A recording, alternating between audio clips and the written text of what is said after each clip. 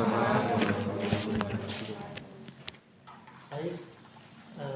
pertemuan pada siang hari ini, pertemuan pertama ya, untuk tatap muka kita akan membahas terkait tentang praktek anatomi fisiologi kardio. Ya, kemarin kita sudah ada 2 pertemuan ya, kita membahas terkait tentang anatomi fisiologi kardiovaskuler ya. Tetapi untuk praktikum ini saya simpelkan sesimpel mungkin supaya jenengan paham ya, terkait anatomi ataupun fisiologi kardiovaskuler.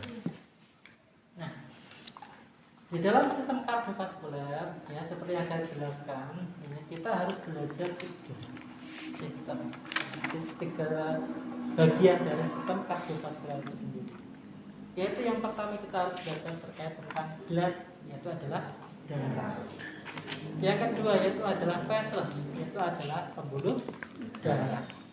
Yang ketiga adalah kardiovaskuler itu sendiri. 3 ini ya. Ada blood, ada vessel, kemudian ada kardiovaskuler.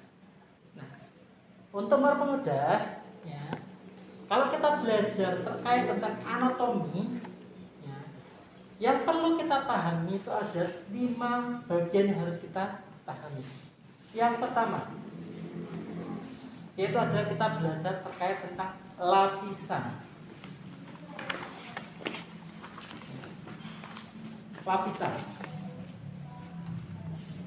Kemudian yang kedua ya, selain lapisan kita juga harus belajar yang kedua adalah belajar ruang jantung. Yang ketiga ya, setelah kita belajar ruang jantung, kita harus belajar terkait tentang katup atau valve ya, katupnya. Katup itu adalah pintunya ya. Katup, belajar terkait tentang katup yang ketiga. Yang keempat ya, setelah katup kita harus belajar terkait tentang yang memperdarahi jantung siapa, atau pembuluh darah koroner. Kita belajar pembuluh darah koroner atau yang memperdarahi jantung. Itu adalah yang keempat. Kemudian yang terakhir, yang kelima, itu adalah kita belajar terkait sistem konduksi ataupun kelistrikan jantung. Jadi ada 5. Saya simpelkan sesimpel-simpel mungkin. Ada belajar lapisan, ruangan, katup, peredaran darah, konduksi. Ada 5. 5 poin ini. Kemudian kita kupas satu persatu. Lapisan. Satu, lapisan. Kalau untuk yang lainnya misalkan besarnya seberapa Pak? Sebenarnya sebesar visinya kita, kepala kita ya, masing-masing. Itu nanti kita belajar sendiri seperti yang sudah saya jelaskan di pertemuan pertama kedua ya. Bagaimana Pak misalkan peredaran darahnya berapa yang harus, itu sudah kita kemarin ya, pertemuan pertama pertemuan kedua di perkuliahan. Kemudian lapisannya Pak, misalkan nama lapisannya apa Pak? Epitel squamosa Pak. Itu nanti bisa dipelajari sendiri ya. Kalau yang itu juga termasuk medical doctor atau physician ya, atau dokter yang nanti lebih ke sana, lebih jelimet. Jangan ke bagian-bagian besarnya saja ya. Karena kenapa kita belajar anatomi fisiologi ya, sebelum kita belajar yang penyakitnya, kita harus belajar dulu tahu yang normalnya seperti apa ya, normalnya. Kalau misalkan kita tidak tahu normalnya, maka kita tidak bisa untuk mengartikan yang mana yang keabnormal ya. Makanya yang pertama lapisan. Lapisan yang pertama itu adalah lapisan epikardium.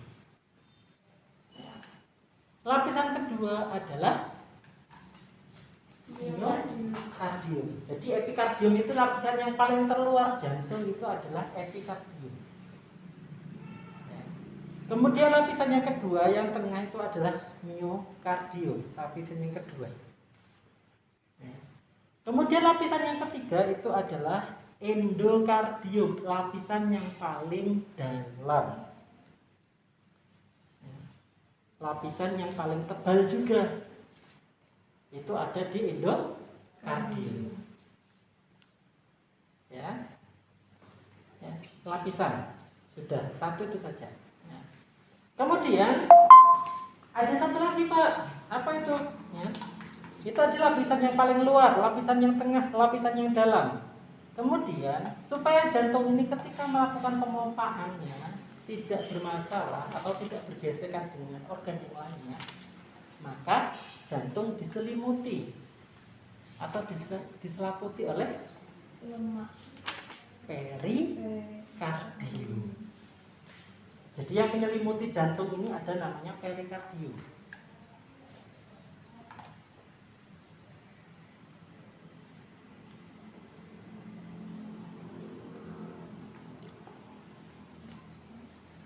Ya. Jadi yang menyelimuti yang pertama, lapisannya ada berapa Pak? Tetap ada 3 lapisannya. Ada epikardium, ada miokardium, ada endokardium.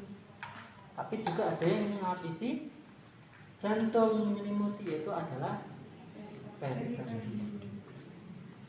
Nah, di antara perikardium dan epikardium itu ada rongga atau cavity, disebut perikardium cavity.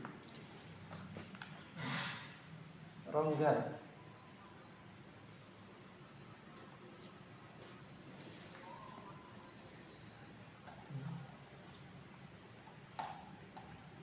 Nah, itu berisi cairan supaya ketika jantung memompa tidak terjadi gesekan. Tuh, jantung. Itu lapisan. Sampai lapisan ada pertanyaan tadi. Simpel kan? Lapisan. Ya. Kemudian yang kedua adalah ruang. Ini ruang. Ruang dibedakan menjadi 2 jenis. Ada atrium, ada ventricle. Ruang dibagi menjadi 2, atrium sama ventricle. Atrium, ventricle. Nah, dari atrium sama ventricle ini dibagi menjadi 2 lagi.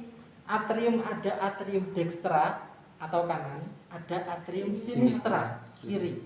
Ventricle juga seperti itu, ada ventricle dextra, ada ventricle sinistra. Nah, ada atrium kanan, atrium kiri, atau dextra sinistra, ventricle dextra, ventricle sinistra. Yang memisahkan siapa? Yang memisahkan ini. Namanya apa? Septum.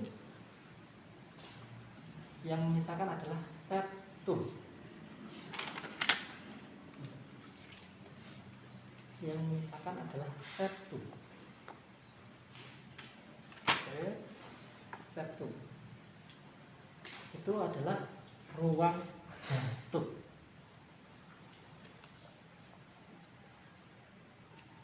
Sampai ruang ada yang ditanyakan? Ruang. Ada yang ditanyakan di ruangan? Di ruang jantung? Sebelum kita berpindah ke katup. Jelas ya? Jelas. Selanjutnya ke katup. Yang ketiga. Yang ketiga adalah katup. Katup itu adalah pintu keluarnya. Pintu keluarnya siapa? Darah.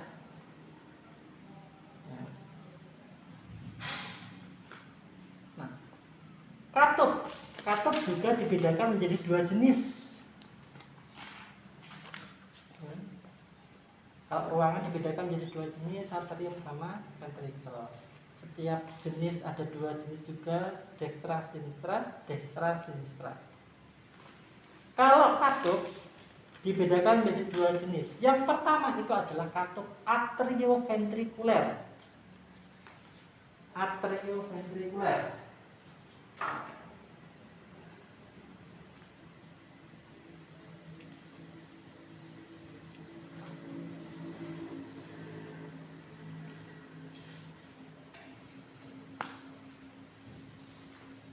sekali enggak.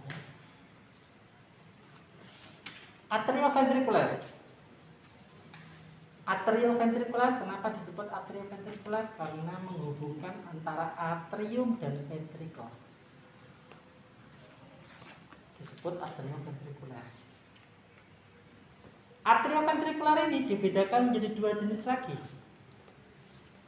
Ya. Yang dextra ini kanan ya, disebut tricuspidalis, katup tricuspidalis. Ya, yang kanan atau yang dextra disebut katup tricuspidalis. Yang kiri disebut katup bicuspidalis atau mitral. Bicuspidalis atau mitral yang kiri sini.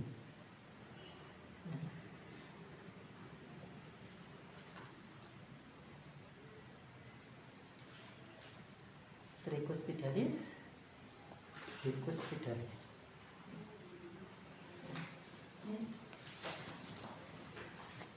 Katup di sini disebut katup tricuspidalis, ya, antara atrium ventricle, tricuspidalis, bicuspidalis atau mitral. Kenapa Pak ini disebut tricus, di sini bicus? Seperti yang saya jelaskan tadi, katupnya ada di bulan sabit tadi ya, ada 2, ada 3. Kenapa 3 disebut tricuspidalis? Di sini ada tricuspidalis. Kenapa 2 di sini bicuspidalis? Kemudian jenis yang kedua adalah semiluner. Katup semiluner.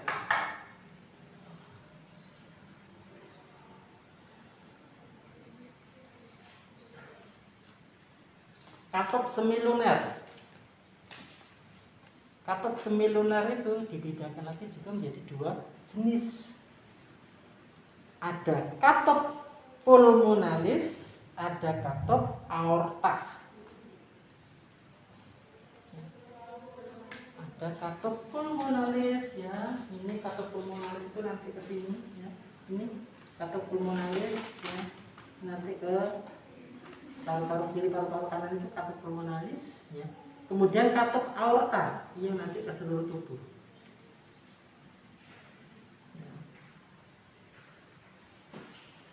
Pulmonalis, aorta ya. Itu katup.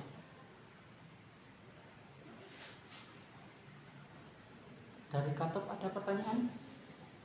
Jadi katup itu supaya ketika darah dari ya, darah dari ventrikel kemudian membuka menuju ke dari atrium menuju ke ventrikel, darah yang dari ventrikel ini tidak kembali lagi menuju ke atrium. Begitu juga yang di sini dari atrium sinistra menuju ke ventrikel tidak kembali lagi ke atrium. Begitu juga dari ventrikel ya, dari vena cava, dari vena cava inferior dan vena cava superior ya, vena cava inferior, vena cava superior masuk ke atrium, tidak kembali lagi ke vena cava inferior, vena cava superior. Ya, begitu juga dari atrium sinistra ya, dari paru-paru menuju ke atrium sinistra tidak kembali lagi ke paru-paru. Makanya ada katupnya, ada pintunya, ada valve-nya, katup. Sampai katup ada pertanyaan? Jelas atau bablas? Jelas ya? Baik. Nah, setelah katup ya, kita menuju ke pembuluh darah. Nah, yang namanya organ di dalam tubuh, semua organ yang ada di dalam tubuh kita ini butuh yang namanya nutrisi, butuh yang namanya regenerasi sel, butuh yang namanya energi. Nah, ini semua didapat dari mana? Dari darah yang mengandung banyak oksigen. Dari mana berarti di sini? Yaitu adalah koroner arteri atau pembuluh darah jantung koroner. ya, pembuluh darah koroner. Ada kan penyakit jantung koroner ya? Iya. Itu penyempitan pada pembuluh darahnya. Disebabkan apa? Karena menyempit karena adanya lemak, atau bisa juga karena kolesterol, atau bisa juga karena memang gangguan pada sirkulasi di dalam sininya. Ventrikelnya tidak bisa menumpahkan, sehingga tidak sampai menuju ke pembuluh darah koroner. Nah, pembuluh darah koroner ini dibagi juga menjadi dua. Ada dua cabang. Ya. Pembuluh darah koroner ada dua cabang, yaitu adalah 1 LCA, 2 RCA.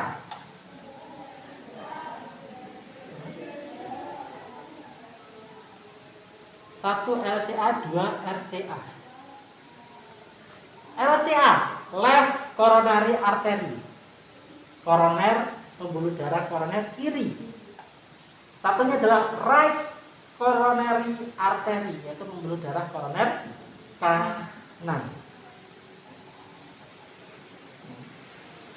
Pembuluh darah koroner ada dua, koroner kanan, koroner kiri. Kemudian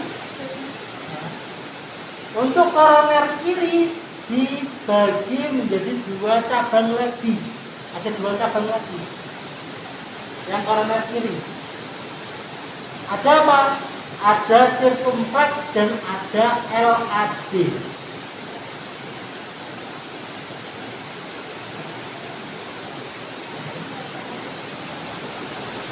Ada sirkumflex dan ada LAD.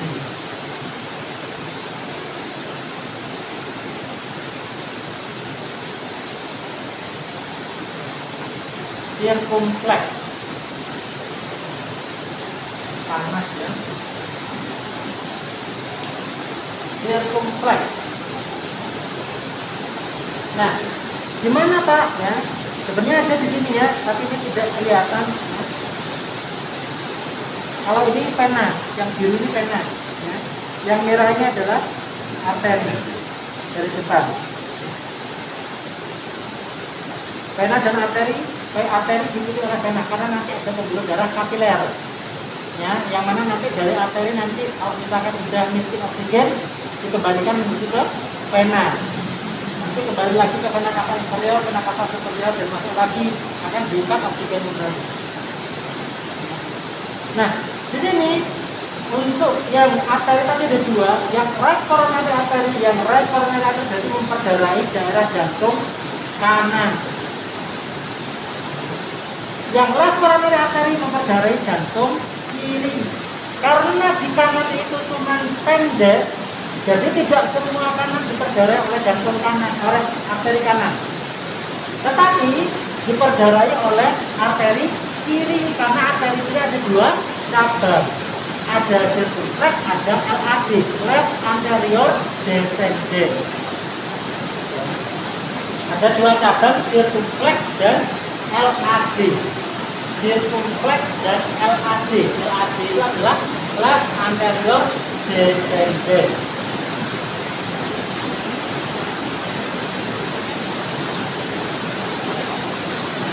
Dan left anterior descendant. LAD. Dua tadi itu yang memperdarai, ya, yang untuk khusus pokoknya dia harus memberikan nutrisi jantung.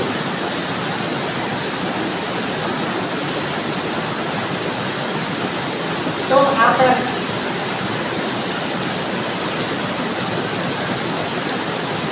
Sampai arteri ada pertanyaan? Belum pertanyaan terakhir yaitu adalah konduksi.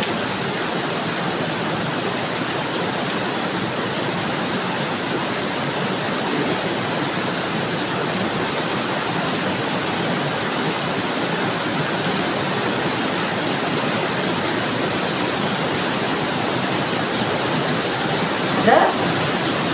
Jelas? Yang lain? 12?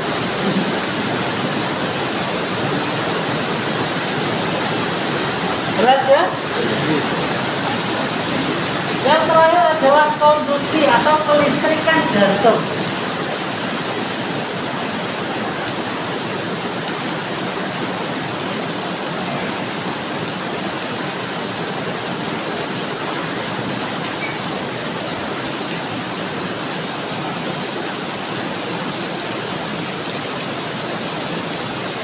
Kelistrikan jantung.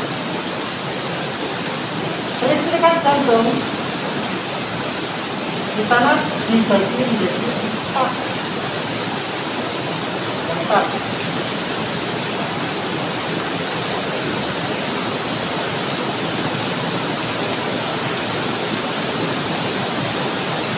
Yang pertama,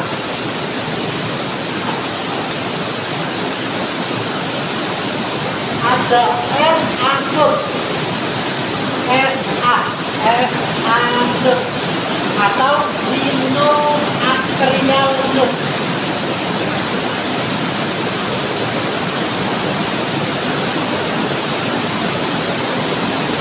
Dan saya jangan ada yang buka masker ya.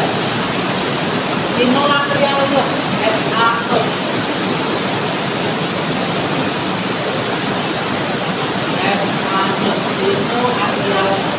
Sinoatrial loop ini berada di muara. Muara itu adalah pertemuan antara vena cava superior, vena cava inferior. Letaknya di mana? Di sini. Berarti di muara, di pertemuan antara kedua vena cava ini. Di sini ada SA1.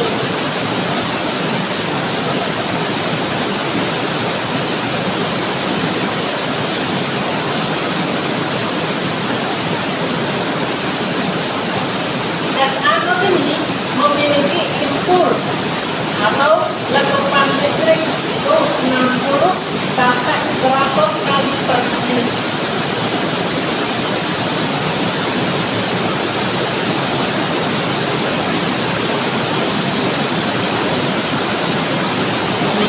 Letupan listrik atau cukup 60 sampai atau 40 kali sampai dengan 100 kali per menit. Itu adalah SA1. Kemudian impuls yang dari atrium tadi, dari SA1 kemudian akan dijalankan menuju ke bawahnya, yaitu adalah AV node yang kedua. Yang satu adalah SA1, yang kedua adalah AV node. AV node.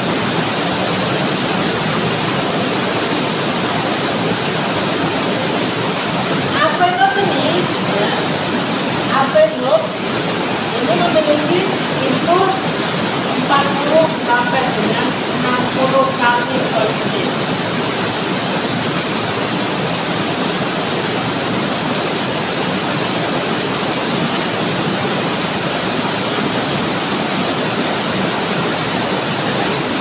Sampai dengan 60 kali per menit.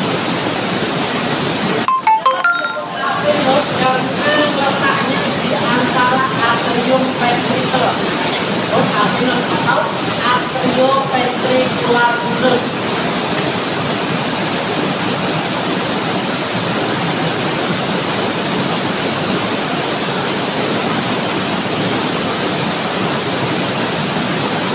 Atrioventricular node karena letaknya di antara atrium dan ventricle.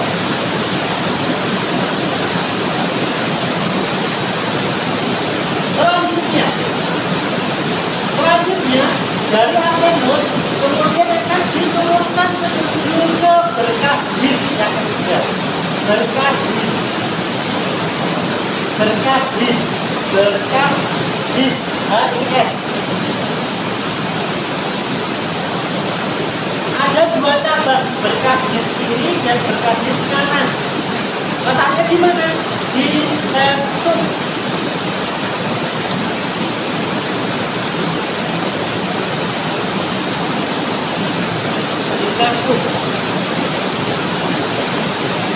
Impuls listriknya berapa, Pak?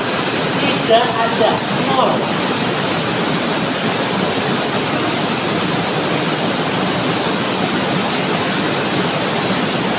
Tidak ada impuls listriknya, impulsnya 0.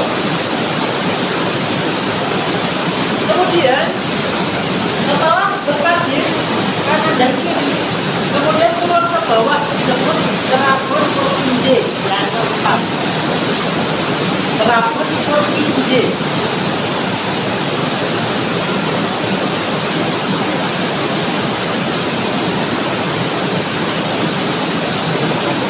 Purkinje. Apa? Serabut apa?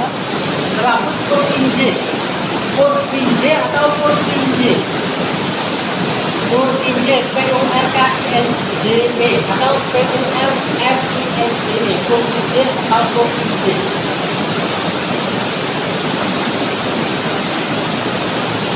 Serabut Purkinje ini dia listrik ya, impuls listrik ke kanan dan ke kiri. Kanan dan kiri juga. Serabut Purkinje kanan dan kiri.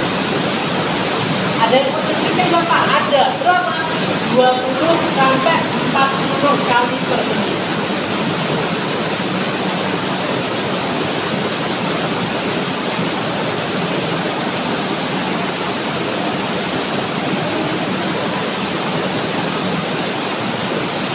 Sampai 40 kali per menit. Kalau yang S anode tadi 60 sampai 100, AP node 40 sampai dengan 60 berbasis 0. Kemudian serabut Purkinje 20 sampai 40 kali per menit. Ya. Makanya kenapa dulu jantung kita normalnya adalah 60 sampai dengan 100 kali per menit. Itu berasal dari S anode. Pak, kalau misalkan kurang dari 60 berarti bisa jadi bukan dari S anode, bisa dari AP node atau dari serabut Purkinje. Kenapa Pak? Bisa jadi ada kelainan pada kontraksinya atau pada impuls listriknya atau pada bagian jantung yang lain. Begitu juga kalau misalkan kita ngomong lapisan, itu kan ada penyakit perikarditis, endokarditis, miokarditis, terus apa lagi? Epikarditis, perikarditis, epikarditis, penyakit-penyakit peradangan yang disebabkan oleh infeksi. Makanya kita belajarnya yang bagian yang luas-luas saja, jangan yang paling terkecil. Ya karena yang paling terkecil ada petugasnya sendiri. Kemudian dari lapisan ruang itu ada penyakitnya juga nanti. Ada hipertrofi atrium, hipertrofi ventrikel, ya, hipertrofi atrium dextra, hipertrofi atrium sinistra, hipertrofi ventrikel dextra, hipertrofi ventrikel sinistra. Kemudian ruang katop juga ada penyakitnya juga, stenosis, katopnya tidak bisa menutup katop. Harusnya jantung bagian ini enggak saja atrium, ini ventrikel. Ketika atrium membuka, ventrikel menutup. Ketika ventrikel membuka, ventrikel atrium menutup. Ketika darah masuk di sini, dia menutup supaya darah tidak bisa kembali lagi ke atas. Jantung makanya ada bunyi yuk.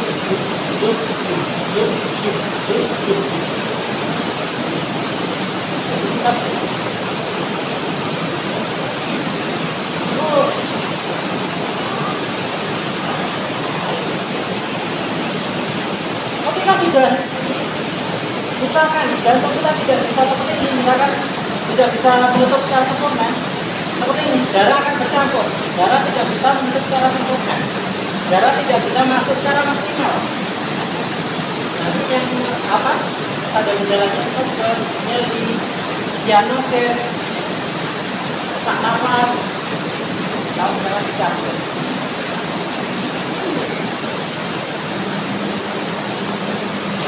Untuk anatomi gitu. Ada temannya? Kalau angin duduk, Pak. Angin duduk. Apa? Kalau angin duduk. Angin duduk. Kalau angin duduk bagaimana? Itu hanya kiasan masyarakat awam. Nah, angin duduk sebenarnya adalah bisa jadi karena henti jantung secara mendadak. Atau biasanya disebut apa penyakitnya?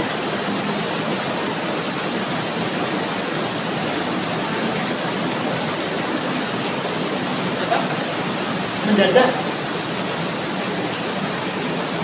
Kenapa biasanya? Gagal jantung atau heart failure. Makanya kenapa panik tiba-tiba duduk kemudian nggak ada nyawa. Makanya kenapa orang awam bilangnya hanya duduk, ya. Tapi kita itu adalah jantung. Jantungnya tiba-tiba berhenti. Nah, tindakan kita apa harusnya? Langsung RJP sebelumnya, ya, supaya jantungnya dipompa lagi supaya mengisi. Karena sedikit saja beberapa detik saja, ya. Ingat ya, 1 detik berapa liter yang dipompakan kemarin? Kurang lebih berapa? Hah? 5 liter kan? Kurang lebih 5 liter kan? Ya. Yang kita hitung-hitungan 1 detik sekian. Kalau misalkan 1 menit berapa liter? Ya. Kemudian 1 jam berapa? Sedikit saja darah yang kita pompakan itu nanti ke jantung berkurang, ke seluruh tubuh, otomatis metabolisme yang ada di dalam tubuh juga akan terganggu. Ingat metabolisme ada berapa? Metabolisme ada berapa? Yang dari IPA ada IPA? IPA? Bukan. IPA? Ada nggak? Ayo jangan bohong. Enggak. Kalau Metabolisme ada 2, metabolisme aerob dan metabolisme anaerob. Yang aerob berarti membutuhkan oksigen, yang anaerob tidak membutuhkan oksigen. Yang menggunakan oksigen hasilnya adalah ATP atau energi adenosin trifosfat, yang tanpa oksigen tidak menghasilkan ATP tapi membutuhkan ATP. Kalau membutuhkan ATP, otomatis nanti tubuh akan mengalami penurunan fungsi. Akhirnya apa? Zat-zat kimia ataupun hormon yang ada di dalam tubuh akan keluar seperti bradikinin, histamin, prostaglandin, serotonin ini akan keluar sehingga nanti akan merusak sel. Makanya pasien akan terasa ingat pasien jantung koroner.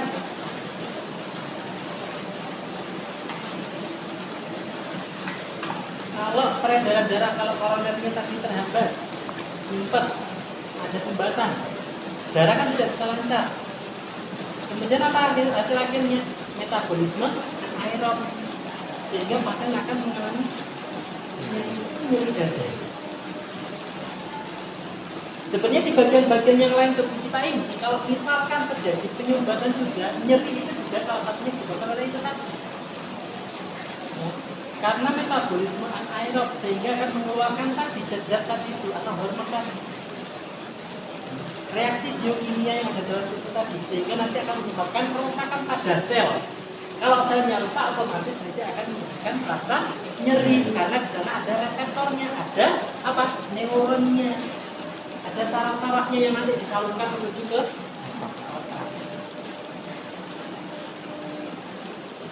Nanti makanya akan jadi karakteristik nyeri jantung itu nyeri dada ini menjalar ke arah kiri, menjalar ke arah kanan, tembus sampai dengan ke punggung, ya. Kemudian sampai dengan di dada segi tengah, sampai dengan menuju ke leher.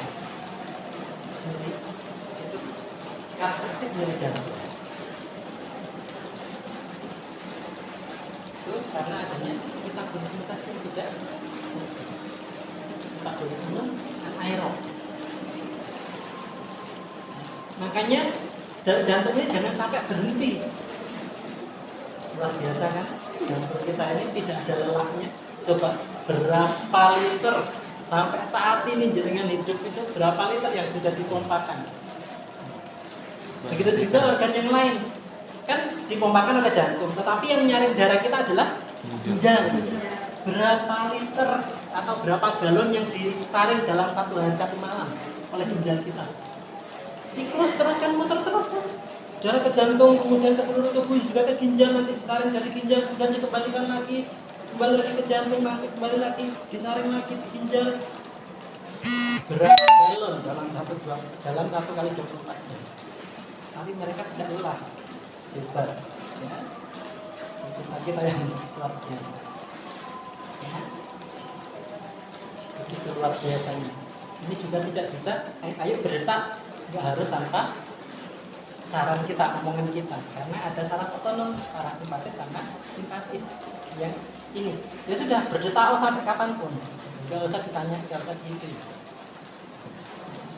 Begitu juga pernafasan. Ayo nafas lambat, ayo nafas cepat, enggak. Ya, bernafas dengan sendiri. Beda lagi kalau yang pasien yang sudah di rumah sakit, yang sudah terpasang ventilator, bantu nafas ya, pernah lihat ya, dipasang di tenggorokannya kemudian disalurkan sampai menuju ke paru-parunya, dia pasang ventilator, nafasnya dibantu oleh mesin. Itu tidak bisa. Makanya pasien yang di sana perlu perhatian khusus untuk dilakukan pemeriksaan darah arteri. Dia keracunan oksigen apa enggak, keracunan karbon dioksida apa enggak. Nah, itu harus dicek arterinya, dicoblos di sini kemudian diperiksa. Karena 100% dibantu oleh alat. Kalau kita kan enggak. Oh, nafas aku bagus, misalkan, oh saya tidak kekurangan oksigen, ya sudah nafasnya normal. Oh ya, aku baru habis lari-lari, habis jalan cepat, butuh oksigen, ya nafasnya cepat sendiri, tanpa harus ayo cepat-cepat nafasnya, enggak. Atau kita lagi istirahat tidur, ya nafas kita biasa, normal, enggak cepat. Karena ayo lambat, enggak gitu kan. Semua sudah terprogram, semua sudah tersendiri. Ya, itu semua tergantung dari tubuh kita, kebutuhan tubuh kita. Tubuh kita butuh cepat, ya harus dicepatkan. Tubuh yang langsung otak yang akan medulla oblongata yang akan langsung menyuruh. Kita butuh nafas cepat, langsung sendiri. Ayo dilambatkan, lambat sendiri.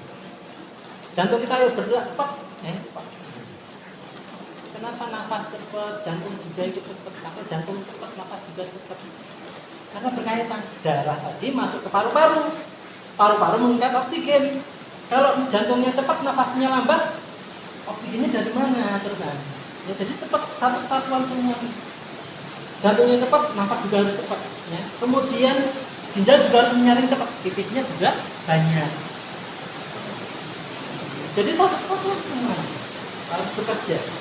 Kalau misalkan ada satu gangguan, otomatis semuanya juga gangguan. Ya. Misalkan jantungnya mengalami hipertensi, ya, ataupun gagal jantung sudah bengkak, jantungnya besar, otomatis darah tidak bisa mengalir secara baik. Akhirnya nanti ke ginjalnya sedikit darahnya yang masuk, ya harusnya menyaring 5 liter, ternyata nyaring sama 1 liter, akhirnya gagal ginjal. Akhirnya dari ginjal kurang menuju ke nafas, menuju ke paru-paru berkurang, akhirnya sesak nafas. Berkaitan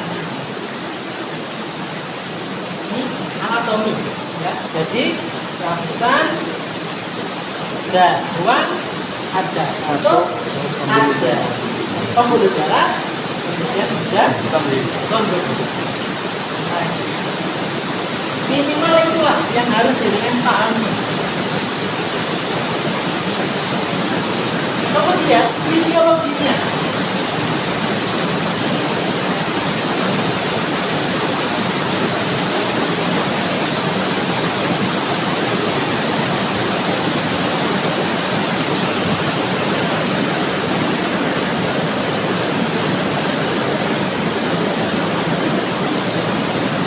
Fisiologinya adalah peredaran darah. Jadi, ya, darah dari vena cava inferior, inferior dan superior nanti masuk menuju ke atrium dextra. Dari atrium dextra menuju ke ventricle dextra melalui katup tricus idalis. Kemudian dari ventricle dextra kemudian menuju ke paru-paru melalui katup pulmonalis, ya, atau arteri pulmonalis menuju ke paru-paru. Ini dari arteri pulmonalis menuju ke paru-paru. Dari paru-paru kemudian kembali lagi menuju ke atrium sinistra, menuju ke ventricle sinistra melalui katup bicuspidalis atau mitra. Dari ventricle sinistra menuju ke seluruh tubuh melalui aorta.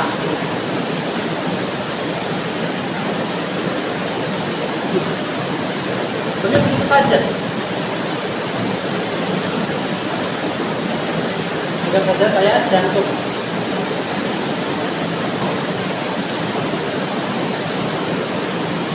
Vena cava superior, vena cava inferior. Dari vena cava inferior superior masuk ke atrium dextra, menuju ke ventricle dextra melalui katup tricuspidalis. Dari ventricle dextra menuju ke paru-paru kiri dan kanan melalui arteri pulmonalis atau katup pulmonalis.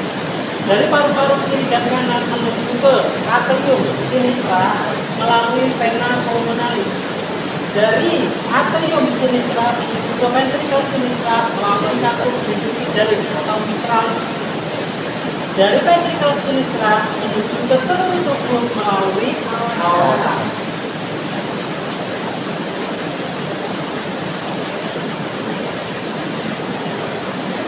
Bingung mas? Bingung? Bingungnya di sebelah mana? Bagian apa bingungnya? Jalannya Indra sama saya. Saya ulangi lagi. Ya, yang belakang benar. Vena cava inferior, vena cava superior. Ya. Dari vena cava inferior, vena cava superior masuk menuju ke atrium dextra. Dari atrium dextra menuju ke ventricle dextra melalui katup tadi tricuspidalis atau tricuspid atau tricuspidalis. Dari ventricle dextra menuju ke paru-paru kiri dan paru-paru kanan melalui katup pulmonalis atau arteri pulmonalis. Dari paru-paru kiri dan paru-paru kanan ya, kembali lagi ke jantung menuju ke atrium sinistra melalui vena pulmonalis. Dari atrium sinistra menuju ke ventricle sinistra melalui katup bicuspidalis atau mitra. Dari ventricle sinistra menuju ke seluruh tubuh melalui aorta. Makanya kenapa kalau ada gagal jantung kiri, ya, gagal jantung kiri, ini gagal jantung, tidak bisa menumpahkan. Akhirnya vena cava inferior, vena cava superior, darahnya tidak bisa mengalir. Kalau tidak bisa mengalir, bagaimana? Kakinya begah, tangannya begah. Kalau gagal jantung kiri, kanan. Kalau gagal jantung kanan, ya kakinya begah, dinding. Dipegang gitu tuh, baliknya aman. Ekstremitas atas ataupun ekstremitas bawah. Nah, kalau gagal jantung bagian kiri, darah kan numpuk di paru-paru, karena darah dari paru-paru menuju ke atrium kiri. Akhirnya apa? Berkah besar juga.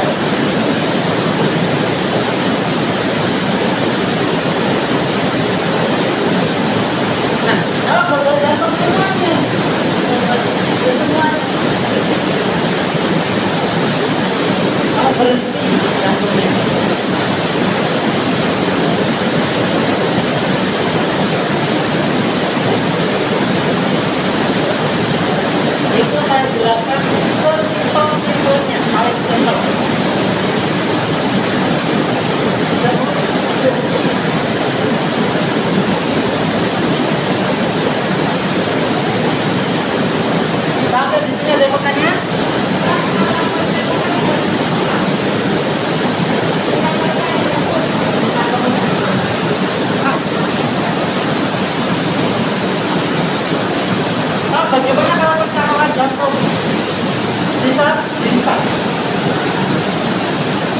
banyak proses. Tidak semua jantung orang lain bisa diterima di dalam tubuh kita. Baik itu jantung, baik itu hepar, baik itu ginjal, baik itu organ manapun tidak pasti cocok di dalam tubuh kita. Ada beberapa kemungkinan bisa long term atau short term. Ya, maksudnya jangka pendek dan jangka panjang. Jangka pendek bisa langsung bagus, bisa terlihat. Yang jangka panjang ini mungkin gejalanya sudah terpasang 1 bulan, 2 bulan kemudian ternyata tidak cocok. Lalu nanti dibongkar lagi. Jadi perlu pencocokan yang benar-benar